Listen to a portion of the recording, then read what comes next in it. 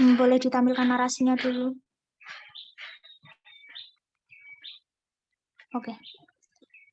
Tiba-tiba dari arah dalam terdengar suara ribut-ribut, seperti suara perkelahian, lebih tepatnya suara pembantaian. Beberapa kali terdengar kata-kata kasar, caci maki, dan berondongan pertanyaan paksaan. Jawaban dari caci maki dan umpatan juga berondongan pertanyaan kasar itu hanyalah jeritan yang menyakitkan. Sebuah interogasi yang memaksa dan tidak adil.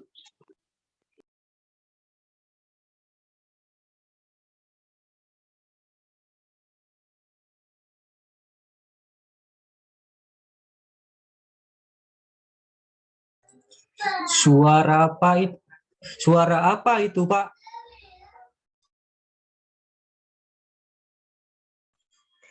Kamu baru kali ini di penjara? Iya, Pak. Pantes.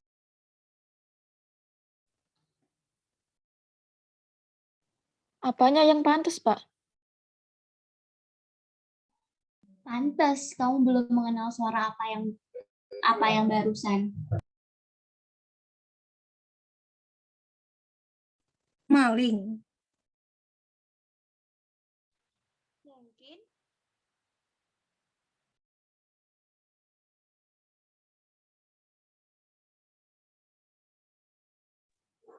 Perampok.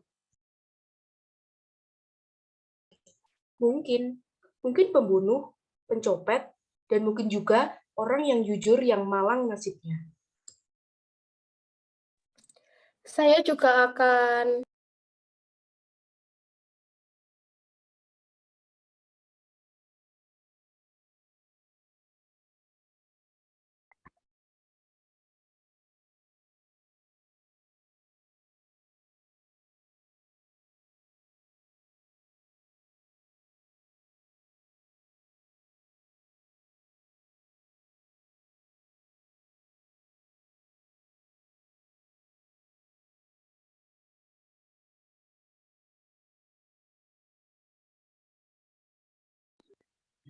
Yuk lanjut.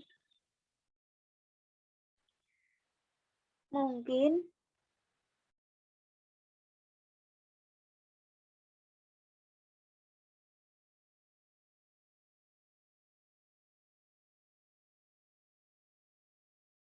Ke atasnya lagi, Len. Tadi belum sampai situ.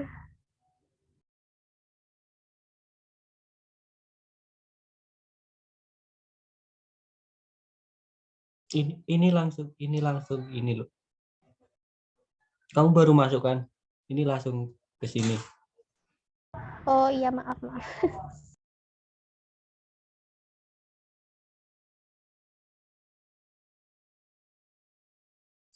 Rido. Yang mana? Kalau sudah rela. 153. Kalau sudah rela di penjara dan menerima putusan hakim, sepertinya saya ini juga akan Oh, mungkin. Bahkan orang yang ada di depanmu pun mungkin akan diperlakukan seperti itu. Bahkan lebih kejam.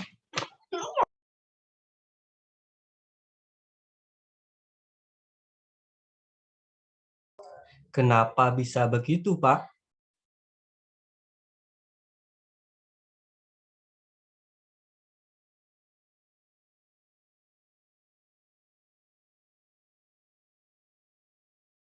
Agatha masih ada apa enggak?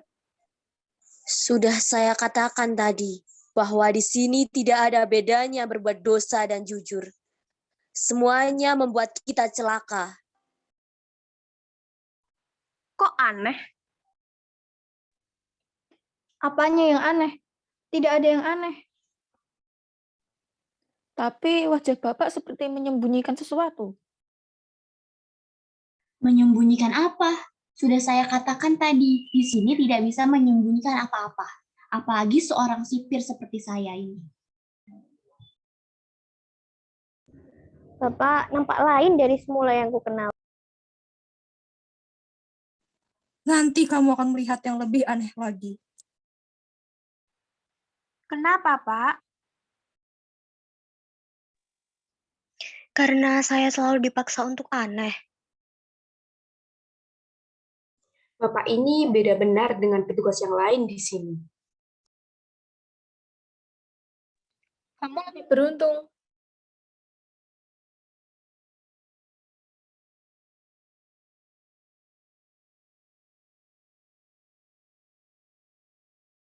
Beruntung? Ya, karena kamu bebas melakukan apa saja. Kamu bebas berbuat sama dengan orang-orang yang kau sukai atau kau benci. Kau bebas bertanya dan dipaksa menjawab. Kau bebas menjadi nabi atau pahlawan. Kau bahagia. Boleh saya keluar, Pak? Jangan. Untuk yang satu ini jangan kau lakukan.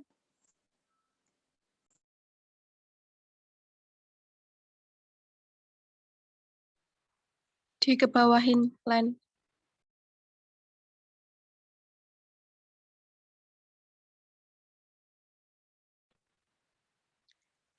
Saya orang bebas, begitu Bapak tadi bilang. Tapi jangan yang satu ini. Tapi jangan yang satu itu. Itu artinya bunuh diri sekaligus membunuhku. Tapi bukankah tidak ada yang melihat, Pak? Sudahlah, tetaplah di situ, agar aku bisa menikmati kejujuran ini lebih lama. Baiklah. Terima kasih. Begitu memang lebih baik. Terdengar bel keras beberapa kali. Sipir tampak khawatir dan ketakutan. Apalagi ketika mulai terdengar derap langkah yang kadang melemah, kadang menguat.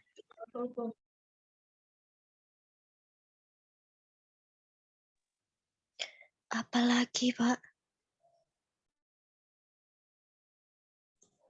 Menjauhlah dari pintu itu. Lemparkan jauh-jauh gelas itu keluar. Berpura-pura sakit. Atau tidur saja.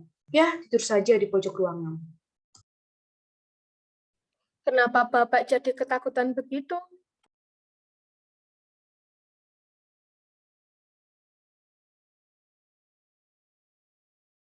Ada pemeriksaan massal. Maksudnya, Pak?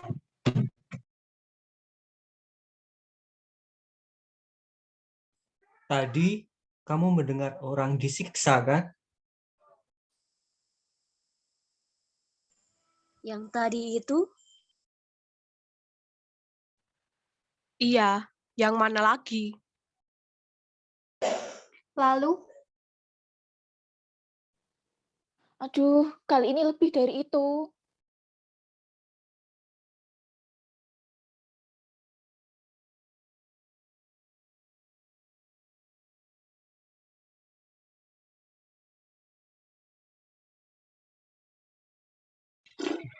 Di tengah-tengah perbincangan mereka, suara-suara derap langkah itu terdengar lagi.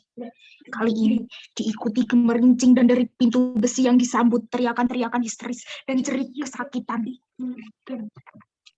Sudahlah, jangan banyak bertanya. Lalu lakukan apa kataku tadi.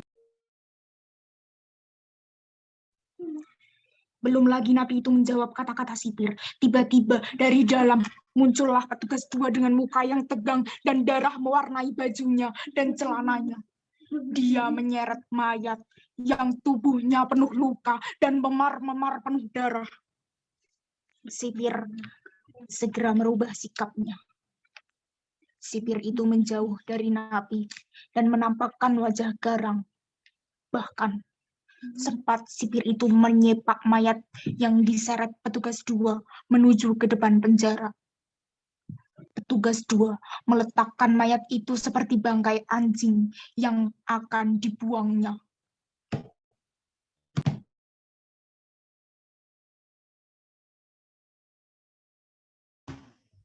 Hei, Begecil, jangan berpaling begitu. Atau kamu juga ingin masuk? Atau kamu juga ingin menjadi bangkai seperti maling itu, ah? Sudahlah, Pir. Saya geli melihat mukanya yang keder melihat lambung maling ini. Coba kamu kesini sebentar. Apakah dia berusaha melarikan diri? Tidak, Pak. Tidak, Pak.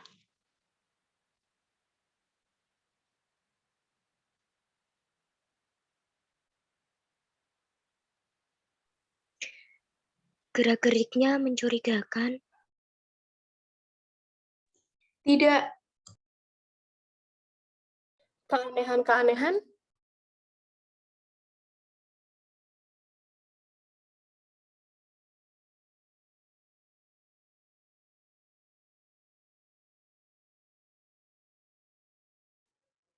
Ini yang mana? Maksud Bapak tahu ya keanehan? Keaneh-anehan?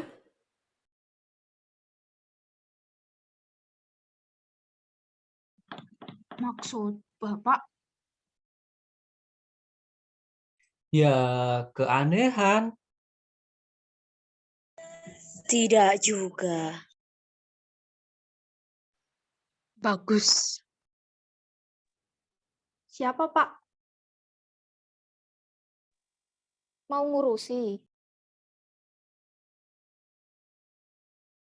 Ah, Bapak ini loh.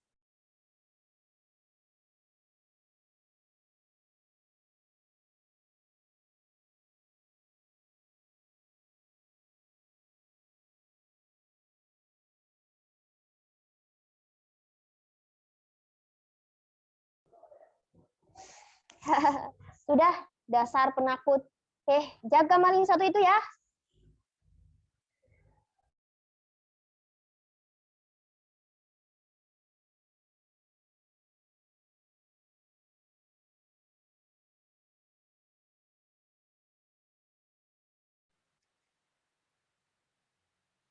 sampai kapan, Pak? Sampai dia dapat giliran. Jadi dia juga, Pak. Ya, kenapa?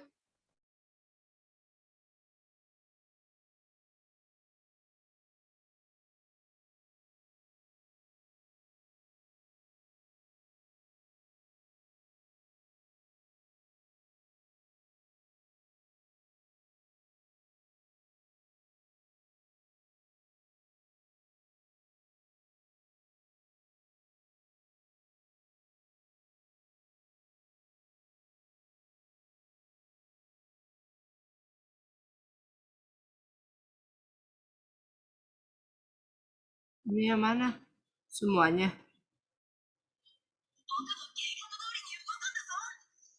Iya. Dari dalam ya?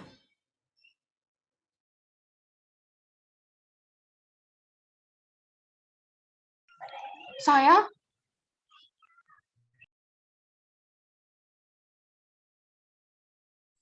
Ya,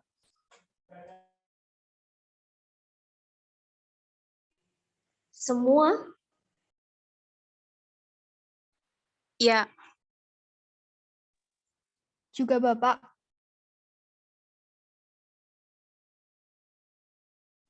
Hahaha.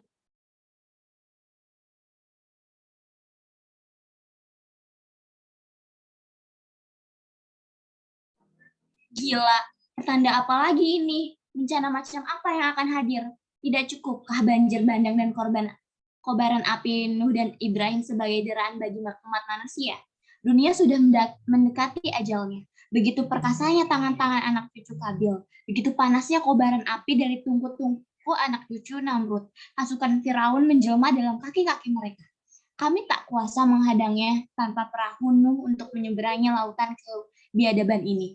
Atau tongkat Musa untuk membelah kobaran api yang membakar kepala kami. Wahai kami tak kuasa. Ini aku baca sampai mana? Oh ya. Apakah kamu telah menyerah? Perjuangan belum mulai, sobat. Kau masih mendengarkan suaraku ini? Hei, jawablah aku. Pendengarkan kembali suaramu yang mampu menyiram jiwa seorang sipir ini. Perlihatkan sorot matamu yang mampu menembus dan memporak-porandakan benteng dan membungkam 1000 moncong meriam. Kau belum mati karena kau tak boleh mati. Hanya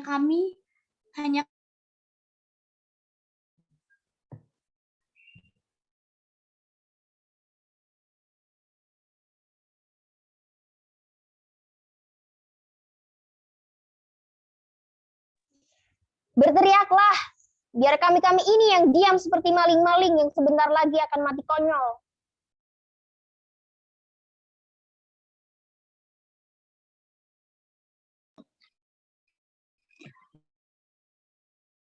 Sayup-sayup terdengarlah suara derap kaki itu semakin mendekat. Derap langkah garang yang diiringi 1000 jerit kekalahan dan ketidakberdayaan. Perlahan-lahan, lampu bagian napi menjadi gelap, sementara lampu bagian sipir saja yang masih terang. Wajah sipir menjadi tegang betul. Sorot matanya jalang menerawang jauh penuh dendam. Jiwa sipir luluh lantak dan berserak-serak. Sipir berusaha agar tetap bisa tegar, walau harus dipaksakan sorot lampu yang menyiram tubuh sipir.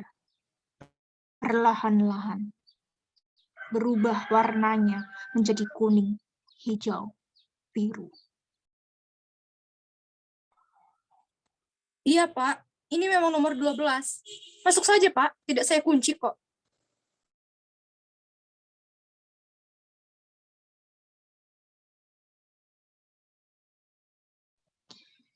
Sipir itu seperti sedang berbicara pada atasannya, walau di sekitarnya hanya gelap yang hampa.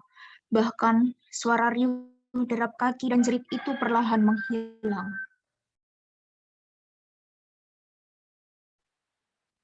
Apa, Pak? Dia tadi menghina petugas. Oh, iya. Iya, Pak.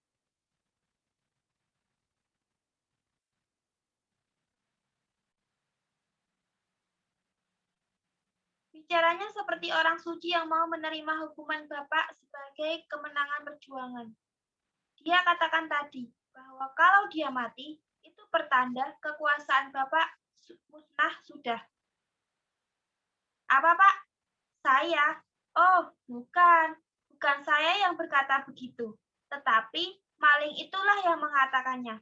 Mana mungkin seorang sipil seperti saya mampu menghina Bapak yang begitu terhormat. Apa, Pak? Iya, Pak. Tadi dia juga berkata begitu. Saya, Pak. Tidak. Saya tidak bermaksud membelanya, Pak. Sungguh. Sebab kalau dia berkata begitu, karena dia berharap bisa bebas. Sedangkan saya, mana mungkin saya berkata begitu? Karena mana mungkin saya mengharapkan bebas dari sini. Itu sama saja saya bunuh diri. Lalu dan sekaligus membunuh keluarga saya. Bahkan mungkin membunuh semua kerabat saya, Pak. Masa bisa begitu, Pak? Nggak mungkin, Pak. Apa, Pak? Oh, bukan. Yang kejam bukan Bapak, tetapi saya yang kejam.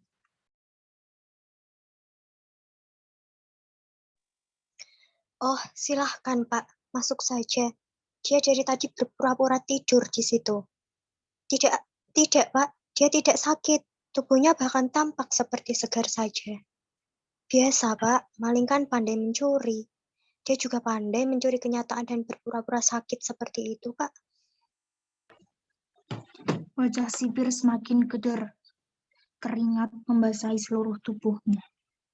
Dia kini tak berani lagi memalingkan wajahnya ke arah penjara. Dari arah penjara, terdengar keributan yang dapat dipastikan suara dari penganiayaan yang segera dimulai. Jerit napi yang tertahan membuat sipir semakin keder. Ada sorot mata keberanian, namun ditumpuk oleh keterpaksaan yang membuatnya tak mampu berbuat apa-apa. Maafkan aku tidak pernah bisa menahan mereka. Kau lihat sendiri kan, betapa aku ini tidak lebih dari seonggok daging yang disengat tulang tanpa kemampuan apa-apa. Sipir ini robot, Sipir ini bingkai besar yang hanya mampu menggerakkan tubuhnya untuk menebarkan bau busuk dan memuntahkan. Itulah yang kukatakan sebagai kau lebih untung dari kami. Karena kau mampu bertahan dalam deraan. Kau bisa mati, tapi setiap kali kau mati, kau akan hidup kembali. Kau tak boleh mati karena kau semakin perkasa ketika kau dibunuh. Apa? Air? Air minum? Aku tak mungkin lagi memberimu setetes air pun. Sebab, jika itu kulakukan, itu aku artinya, aku ikut menyayat kulitmu dan menghisap darahmu untuk hidupku. Jangan khawatir, kau tidak akan mati meski kehausan dalam deraan. Kamu adalah anak cucu Habil yang pemberani. Itu bisa kurasakan dari getaran bumi yang kini semakin mengguncang dan menggetarkan bumi. Persis bergetarnya bumi tatkala mengiring kematian Habil sang pengembala. Kau tidak akan mati karena kalau kau mati, tidak ada lagi yang mampu menggiring kebenaran-kebenaran ke dalam lubuk hati anak cucu kita.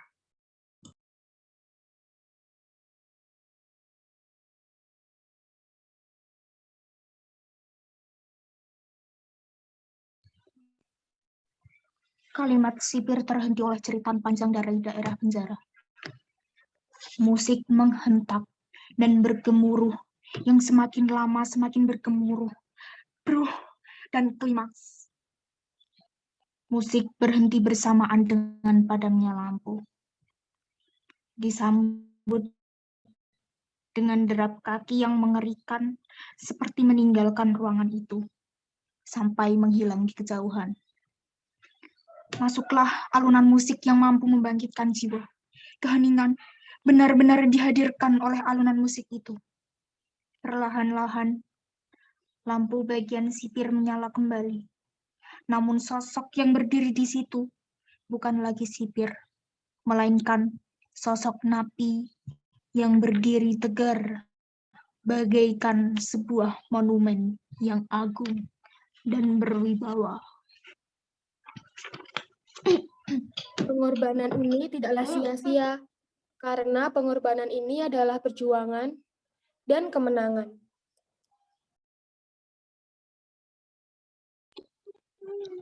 Selesai, tamat. Nah, itu tadi naskah sipir karya Anis ET. Dari teman-teman sendiri, gimana tadi menangkap naskah napi ini? Apa yang ingin disampaikan oleh pengarang dan karakter dari sipir, napi, terus petugas 1 dan petugas 2 itu? Silahkan yang ingin berpendapat.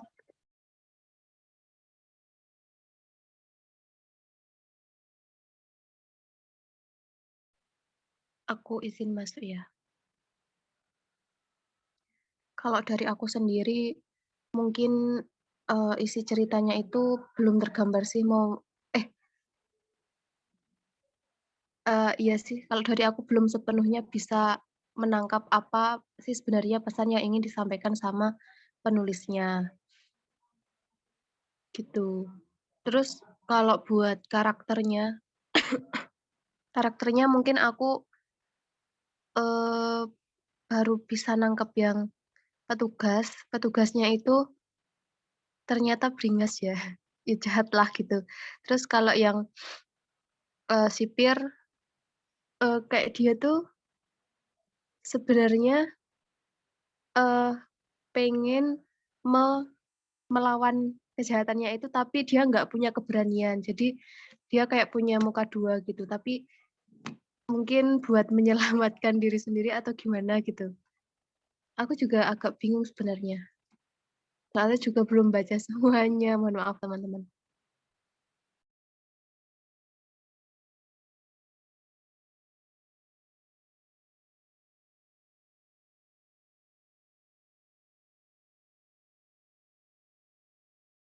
Yang lain yang udah baca, tadi kan lompat ya langsung ke klimaks.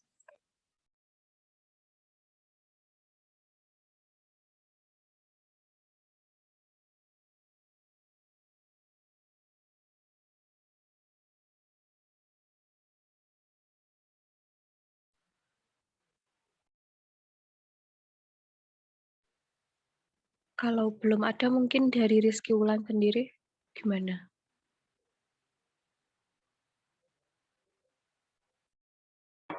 Oke, izin masuk ya. Tadi kalau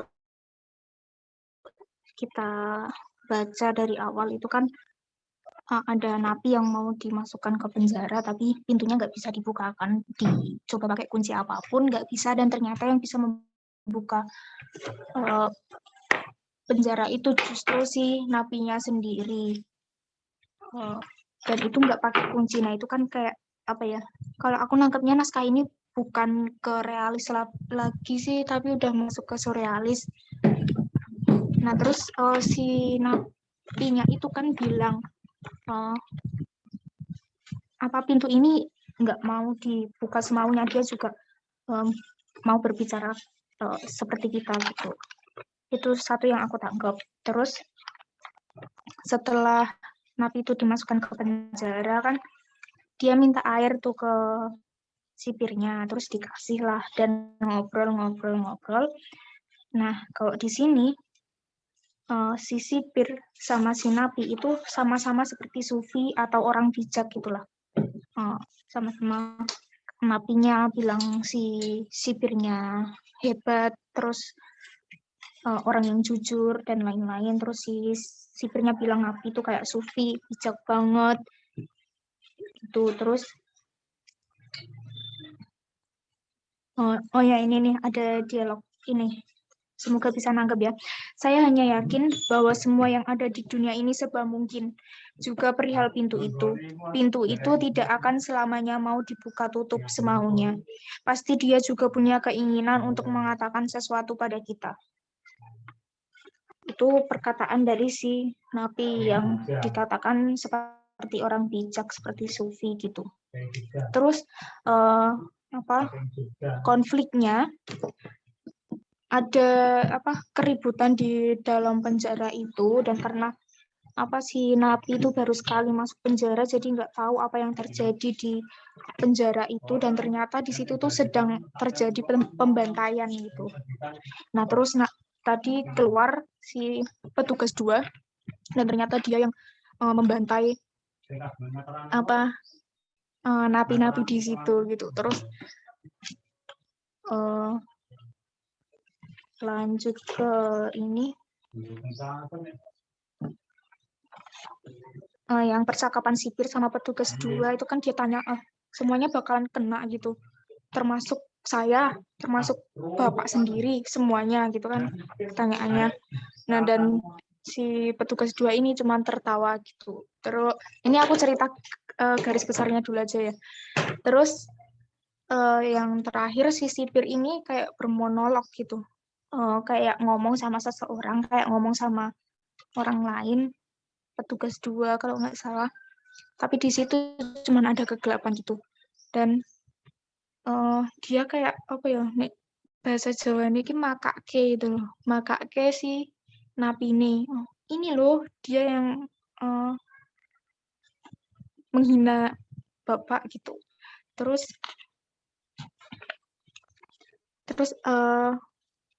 makake terus dia meminta maaf sama si napinya, bilang kalau kamu tidak mungkin mati, kamu tidak boleh mati gitu, karena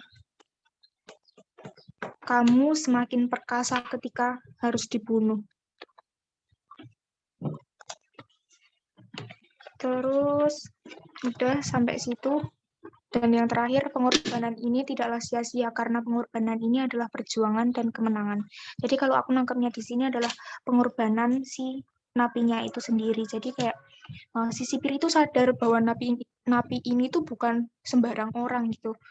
Napi ini tuh adalah seorang sufi. Terus kenapa dia malah mata si napi ini, aku juga sebenarnya belum nangkep maknanya. Tapi mungkin kayak yang dikatakan Anissa tadi, dia tuh kayak pengen keluar dari penjara itu. Nek aku nangkep kayak sipir ini tuh dia terjebak selamanya di penjara. Jadi bukan yang di penjara itu sebenarnya yang merasa terpenjara bukanlah napi-napi, tetapi justru si sipir itu sendiri gitu. Jadi dia kayak wis mentok, wis stuck banget, terus akhirnya ketika dia tahu di dalam penjara itu ada kekejian seperti itu, dia tidak bisa berbuat apa-apa karena ya kayak tadi dia tanya, apakah semuanya akan dibantai gitu? Apakah saya juga akan dibantai? Nah, dia kayak udah mentok di situ, terus akhirnya dia makake si napine iku sik. Makake napine iku sik, tetapi dia di situ juga merasa bersalah karena seorang sufi seperti Nabi itu dipakake kokan. Apa ya bahasa Indonesia nih dipakake? Aduh. Dipojokkan. Ya itulah. Dijerumuskan ya. Iya itu mungkin. Ya pokoknya dipakake. Oh. Terus apa ya sih? Aku lali.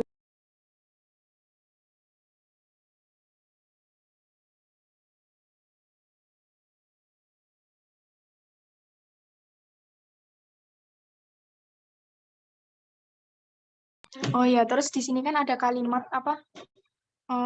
Mana mungkin saya mengharapkan bebas dari sini, itu sama saja bunuh diri, sekaligus membunuh keluarga saya, bahkan mungkin membunuh semua kerabat saya. Nah, di situ kan kayak dia merasa terancam,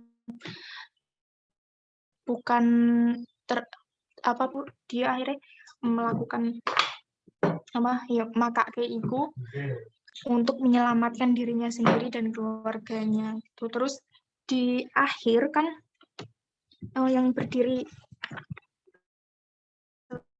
setelah lampu menyala kan bukan si sipir ya, tapi malah napi itu sendiri. Nah, di sini kan kayak plot twist gitu loh, bahkan bahwa itulah pengorbanan ini tidaklah sia-sia. Nah, nilai tertinggi dari wujud manusia itu akan tetap bertahan sampai akhir gitu loh. Ya, atau kebenaran itu sendiri akan bertahan sampai akhir. Kalau aku nangkepnya seperti itu sih kurang lebih. Emang ini naskahnya apa ya, agak sulit dipahami karena ternyata ini nggak realis gitu loh, surrealis. Tapi aku apa ya, nangkep ini loh, klimaksnya itu bener-bener kemarin pas ngetik tuh bisa ngerasain, bisa bayangin semuanya gitu loh. Terus naskah ini tuh kalau tadi dilihat di narasinya, dari segi penataan lampu, terus musik itu udah tergambar dengan jelas gitu loh. Kalau tadi yang kalau kemarin yang nyanyinya kan masih ngawang-ngawang gitu loh, nanti lampunya mau kayak gimana. Terus musiknya kayak gimana. Nah, tapi kalau di gimana nyalanya kapan gitu, lebih mudah sih kalau mau menggarap naskah ini.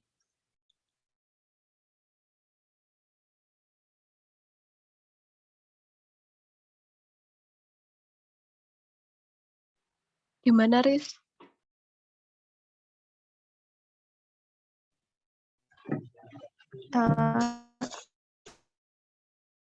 Itu sih tadi yang aku tangkap.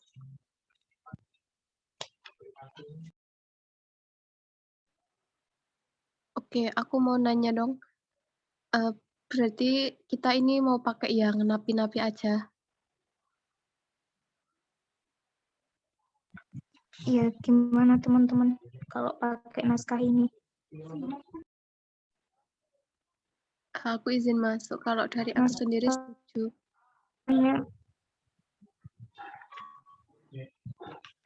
Iya, gimana?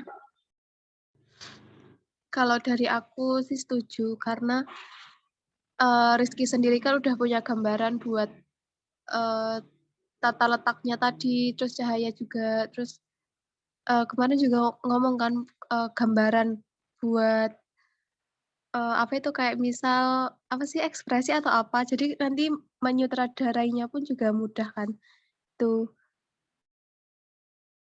Karena memang Rizky Wulan udah punya gambaran, jadi besok mungkin lebih mudah lagi daripada yang nyonya-nyonya. Gitu. Terus yang kedua karena naskahnya juga nggak panjang-panjang banget. Jadi setuju aja.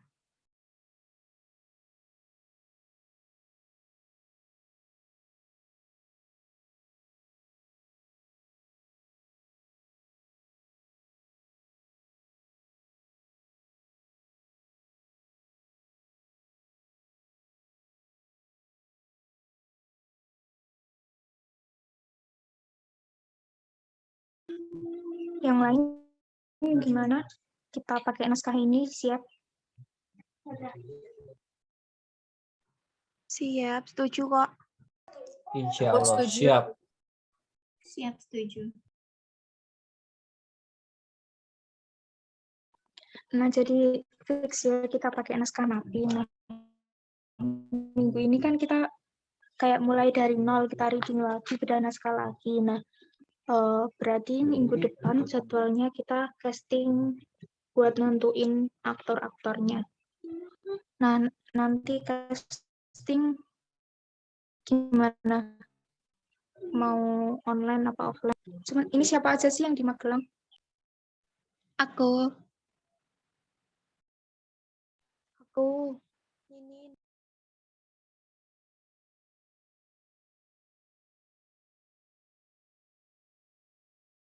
Yang nggak di Magelang berarti cuman ini ya, Rido, Neti, sama Intan udah balik Tangerang belum? Iya, udah. Aku di Tangerang. Berarti Rido, Neti, Intan sama siapa lagi? Lulu di Temanggung. Siwi Temanggung. Temanggungan akeh Pak nih. Lulu, Agatha, Siwi. Heeh. Aduh kabeh. Harika. Oi. Oksa udah pulang ke rumah belum toh, Oks? Apa masih di kos? Aku masih di kos. Hana juga. Ya, aku masih di kos. Oke. Minggu depan mau hari apa nih?